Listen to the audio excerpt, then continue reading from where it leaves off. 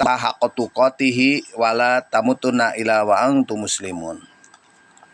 Pertama-tama mari kita panjatkan puji dan syukur kehadirat Allah Subhanahu wa taala. Alhamdulillah di pagi hari ini kembali sahabat Kultum Insani juga bersama Sarli Hotel, Zero Tufa, Nada dan Dakwah. Banyak sekali yang telah hadir di pagi hari ini yang sedang mengikuti Kultum. Ada yang sedang mabel stasiun juga. Alhamdulillahirabbil alamin. Di pagi hari ini saya menyampaikan di dalam Al-Quran surat Al-Maidah ayat 87-88. Isi Al-Quran tersebut yaitu larangan mengharamkan yang telah dihalalkan oleh Allah Subhanahu wa taala. Jamaah yang saya hormati, simak di dalam Al-Quran tersebut saya bacakan. A'udzubillahi minasyaitonirrajim.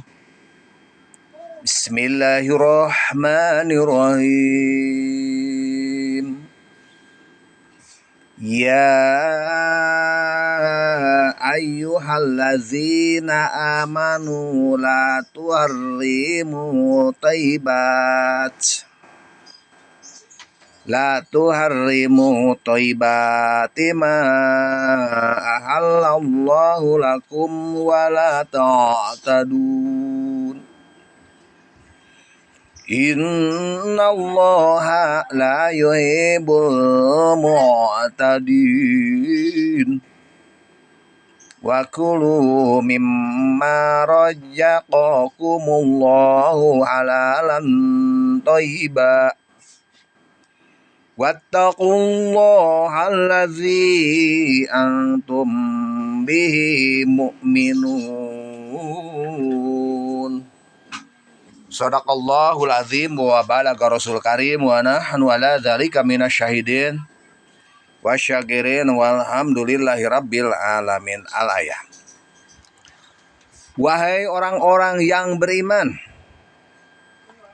janganlah kamu haramkan apa-apa yang baik yang telah Allah halalkan bagi kamu.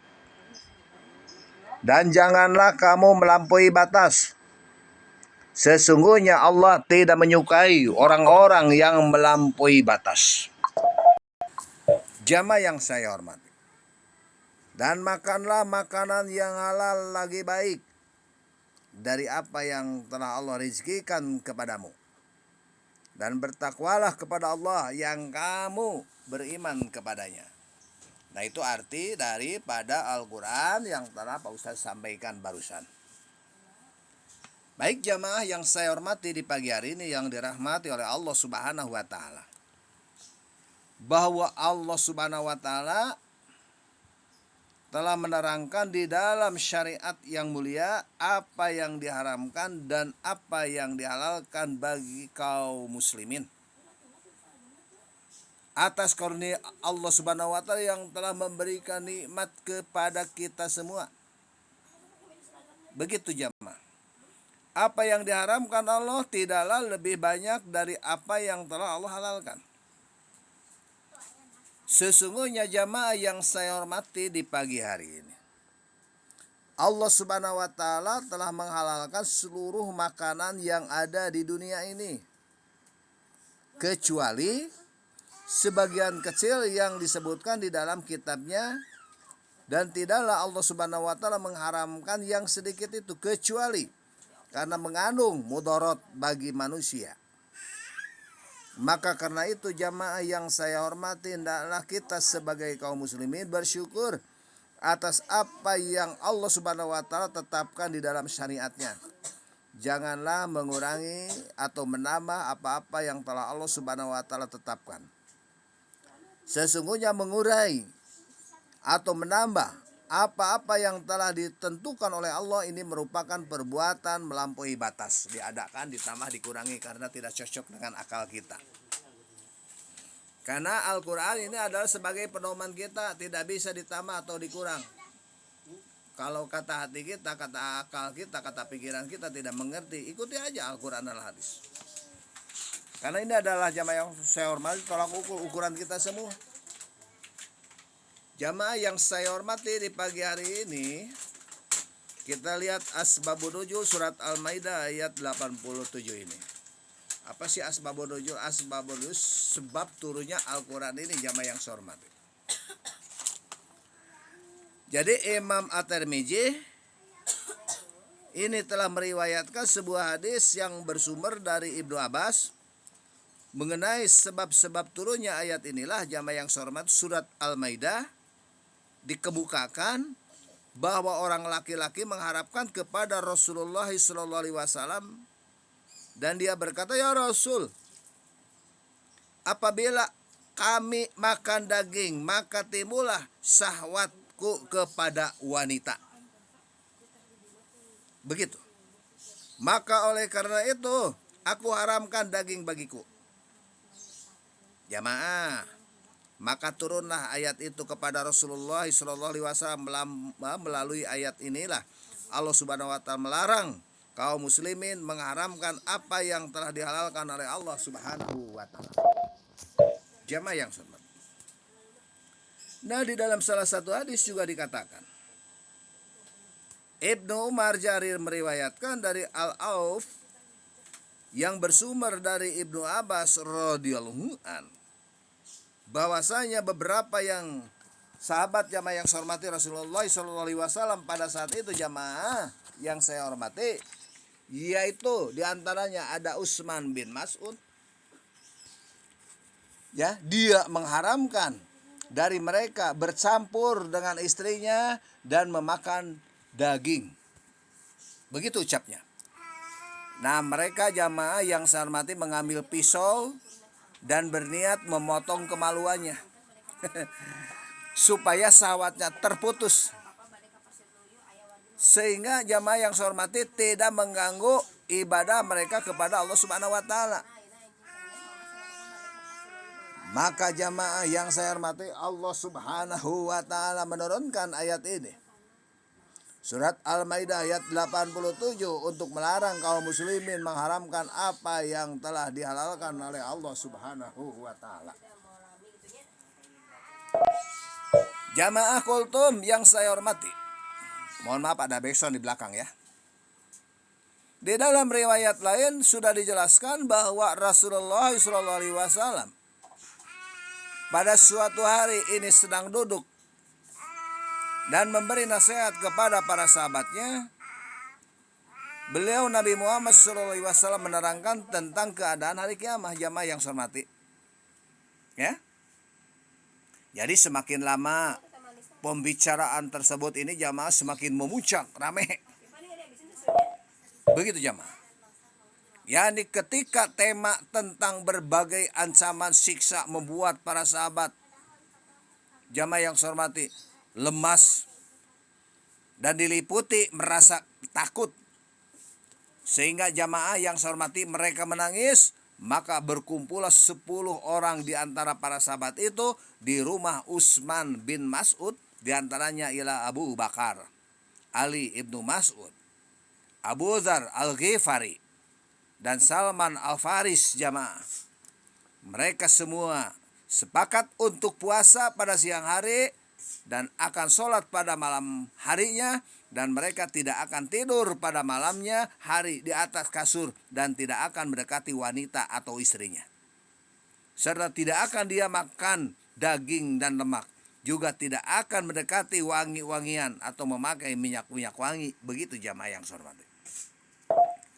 Jamaah yang saya hormati, mereka pun tidak akan memakai baju dari bahan wol, akan tetapi hanya akan memakai pakaian dari bahan bulu yang kasar. Mereka sudah bersepakat jamaah untuk menjauhi dunia, serta tidak akan memakan makanan dari minuman dan enak-enak. Begitu. Mereka berjanji jamaah yang saya hormati akan melakukan sebagaimana pengembara dan para rahib. Juga mereka jamaah yang saya hormati berniat untuk mengembiri diri mereka sendiri, sehingga tiada keinginan syahwat terhindar dari wanita. Ditek-tek tah setan teh. Jamaah yang saya hormati, kabar inilah sampai kepada Rasulullah SAW. Maka beliau bersabda, jamaah, sesungguhnya kalian telah sepakat untuk melakukan ini dan itu? Mereka menjawab, benar ya Rasul. Begitu jamaah. Dan kami tidak menginginkan kecuali yang baik-baik saja. Jamaah kultum yang saya hormati. Maka Rasulullah SAW bersabda, sesungguhnya aku tidak diperintahkan untuk mengerjakan yang demikian. Dan sesungguhnya diri kalian ini mempunyai hak. Maka berpuasalah, berbukalah, dan sholatlah, tidurlah, itu hak Anda. Maka karena sesungguhnya aku pun sholat, aku pun bangun, aku pun tidur, dan aku pun berpuasa serta berbuka. Begitu jamaah yang saya hormati. Dan aku makan daging dan lemak. Maka barang siapa yang benci akan sunahku, dia bukan termasuk golonganku. Benar jamaah yang saya hormati. Jangan menyiksa diri, jangan mengharamkan perkara yang sudah dihalalkan oleh Allah Subhanahu wa taala. Jamaah kultum yang saya hormati di pagi hari ini. Larangan mengharamkan perkara yang sudah halal. Maka Allah Subhanahu wa taala berfirman di dalam surat Al-Maidah ayat 87, la tuharrimu thayyibati ma alahu lakum. Janganlah kamu haramkan apa-apa yang baik yang telah Allah halalkan bagi kamu. Nah, jadi makna dari firman Allah inilah jamaah yang saya hormati, yaitu wahai orang-orang yang beriman. Janganlah kalian mengitikadkan haram terhadap segala sesuatu yang baik-baik dan halal. Tidak boleh. Karena sudah diatur. Begitu. Jamaah yang saya hormati. Janganlah kalian mengatakan haram terhadap sesuatu yang telah Allah Subhanahu wa taala sehingga kalian menjauhi seperti menjauhi diri dari yang haram. Jadi perbuatan semacam ini tidak jamaah yang saya hormati mendekatkan kalian kepada Allah. Tetapi justru ini menjebak kalian kepada perbuatan yang haram. Mengada-adakan. Sudah jelas yang haram diatur, yang haram, yang halal sudah jelas diatur dalam Al-Quran. Kita tidak boleh mengatur diri sendiri jamaah yang saya hormati. Ikuti Al-Quran dan hadis. Syariat Islam di dalam Al-Quran jamaah dan As-Sunnah ini telah menjelaskan tentang apa yang dihalalkan dan apa yang diharamkan bagi kaum mukminin. Nah, di dalam Al-Quran jamaah yang saya hormati, Allah Subhanahu wa taala berfirman, qul la ajidu fima uhiya illa ya muharraman ala ta'imin yatma'u illa ayyakuna maitatan aw daman masfuhan aw lahman khinjiri fa innahu rijsun. Begitu jamaah yang saya hormati. Katakanlah, tiadalah aku peroleh di dalam wahyu yang diwahyukan kepadaku sesuatu yang diharamkan bagi orang yang hendak memakannya, kecuali kalau makanan itu bangkai atau darah yang mengalir atau daging babi, karena sesungguhnya semua itu adalah kotor. Sudah jelas di dalam Al-Quran jamaah, itu dijelaskan surat Al-An'am ayat 145 jamaah. Jamaah kultum yang saya hormati, di dalam ayat yang lain Allah Subhanahu wa taala juga berfirman, innama arama alaikumul maitata waddama walama hinjiri wa ma uhilla bihi li ghairillah. Sesungguhnya Allah hanya mengharamkan bagi Anda semua apa? Bangkai, darah, daging babi, dan binatang yang ketika disembelih disebut bukan nama asma Allah Subhanahu wa taala haram. Walaupun sifatnya jamaah yang saya hormati halal, kambing toh, ayam toh, tetapi kita sembelih bukan nama asma Allah, maka di situ sudah rubah hukumnya jadi haram. Jamaah yang saya hormati di pagi hari, adapun di dalam as-sunnah yang dinyatakan sebagai makanan-makanan yang haram, di antaranya adalah apa yang disabdakan oleh Rasulullah SAW, aklu kulli nabim minas sibai haramun. Memakan setiap binatang buas yang bertaring, maka hukumnya adalah haram. Tidak boleh, jamaah yang saya hormati. Ini dalam Al-Quran seperti itu, hadis seperti itu juga, bulughur maram seperti itu juga. Tidak perlu nanya ke jamaah yang saya hormati, karena saya itu muaranya dari hadis. Aklu kulli dinabi minas sibai haramun.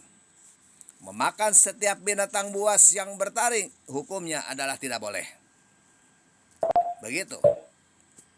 Dan juga dikatakan jamaah dari Imam Muslim bahwa Ibnu Abbas mengatakan, naha Rasulullah sallallahu alaihi wasallam angkuli dina minas sibai wa angkuli di mikhlabin minatoib. Maka Rasulullah SAW jamaah telah melarang untuk memakan setiap binatang yang bertaring dan setiap burung yang bersakar. Baru dengar ya, udah lama ini jamaah serta ini. Jamaah yang saya hormati, kita lanjut. Apa sih hikmah larangan mengharamkan yang halal? Ada hikmah, ada. Jika ada orang yang bertanya, jamaah yang saya hormati, apa hikmah dibalik larangan Allah Subhanahu wa taala mengharamkan yang baik-baik dan enak-enak, padahal tidak membatasi makanan yang baik dan enak akan menghalangi upaya seseorang untuk taat kepada Allah Subhanahu wa taala? Jawabannya adalah jamaah, menjauhkan diri dari makanan yang baik-baik dan enak-enak ini bisa mengakibatkan penyakit atau menurunnya kualitas fungsi tubuh kita. Begitu. Itu jamaah. Ya. Seseorang yang kekurangan makan, tentunya jamaah makanan yang halal dan baik ini akan kelaparan sehingga daya pikir dan daya cipta menurun.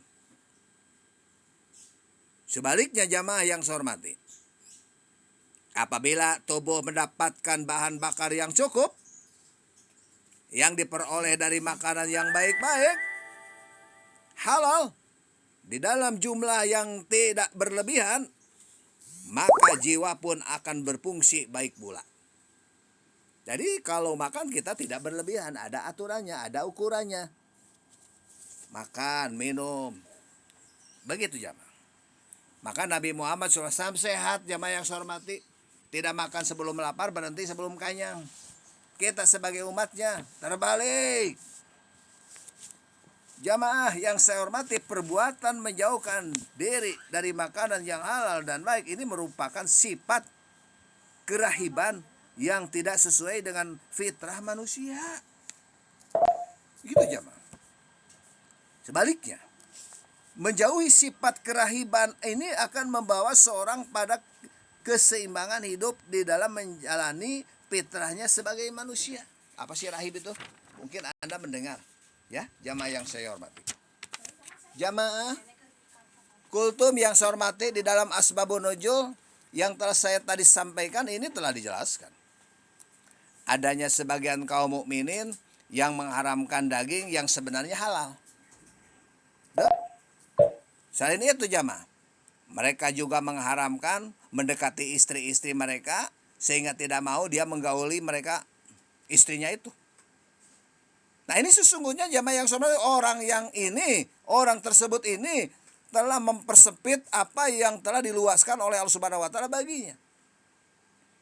Dan telah mengurangi apa yang dicukupkan Allah Subhanahu wa taala baginya. Mau harap sorangan.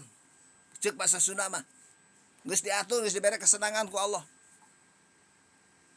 Jamaah kultub yang saya hormati di pagi hari, Allah telah menghalalkan wanita melalui pernikahan yang sah.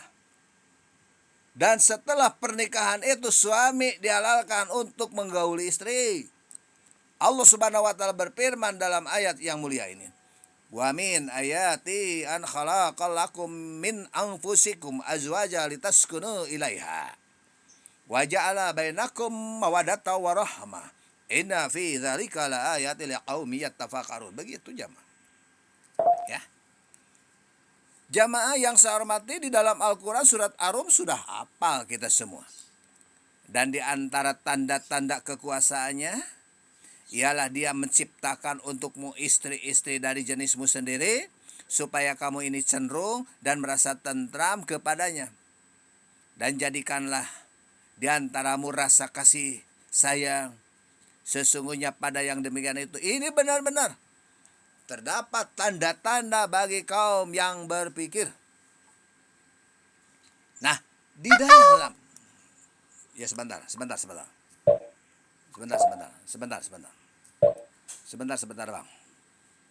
Di dalam ayat yang lain Allah Subhanahu wa taala mengatakan, jamaah yang saya hormati, huna libasulakum wa antum libasulahuna.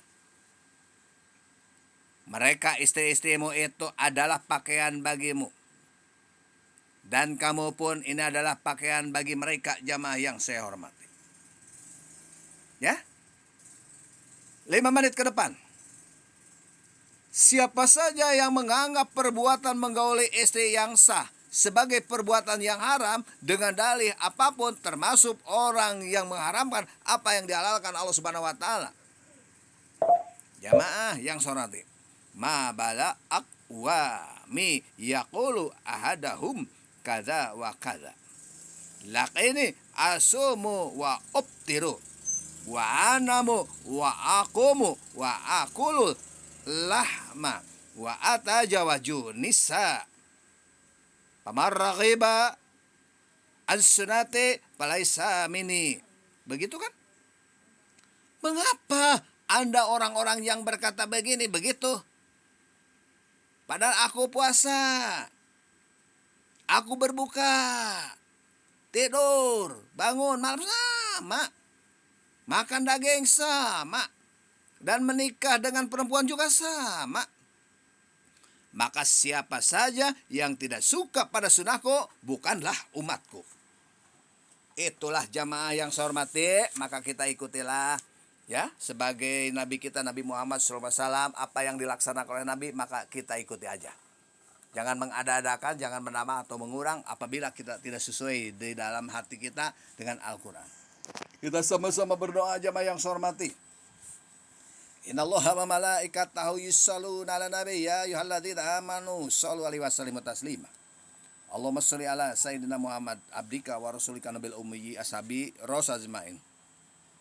Ya Allah, ya Tuhan kami, kumpulkanlah kami ini kepada golongan orang-orang yang berpegang teguh kepada kitabnya.